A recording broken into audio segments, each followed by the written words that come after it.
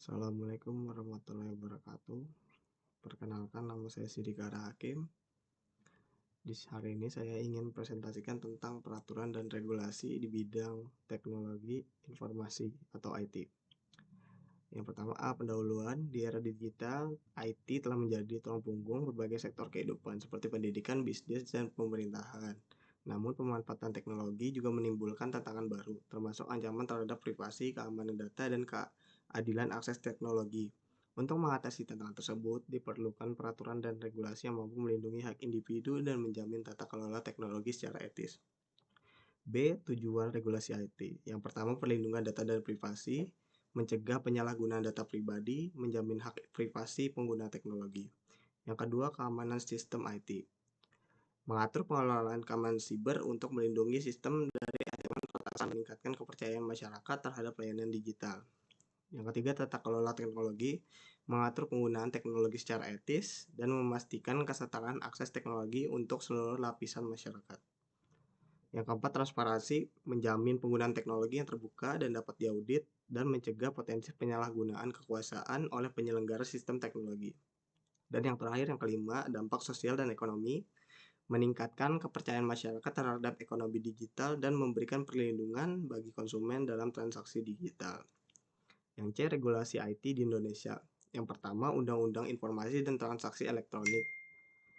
UU nomor 11 tahun 2008, revisi UU nomor 19 tahun 2016 mengatur transaksi elektronik, perlindungan data, dan memberikan sanksi atas kejahatan digital seperti penyebaran hoaks dan hacking. Contoh kasus pelanggaran melalui media sosial seperti pencemaran nama baik.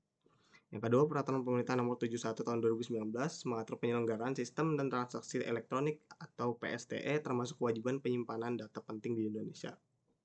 Yang ketiga, Undang-Undang Perlindungan Data Pribadi UU PDP Nomor 27 Tahun 2022 mengatur pengumpulan, pengelolaan, dan pemusnahan data pribadi serta menjamin keamanan data pribadi masyarakat.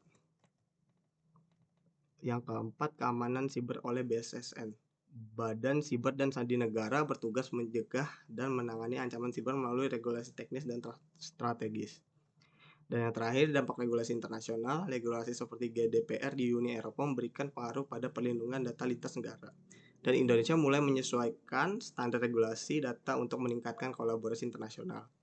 D. Tantangan dalam implementasi regulasi IT.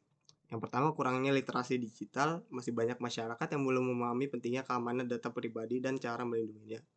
Yang kedua, ancaman siber. Perkembangan teknologi juga diiringi oleh metode serangan siber yang terus berkembang. Yang ketiga, ketidakpatuhan perusahaan terhadap regulasi. Beberapa perusahaan belum sepenuhnya mematuhi peraturan terkait pengelolaan data dan keamanan sistem. Dan yang keempat, regulasi teknologi baru. Teknologi seperti AI, blockchain, dan IoT menghadirkan tantangan baru yang memerlukan regulasi tambahan.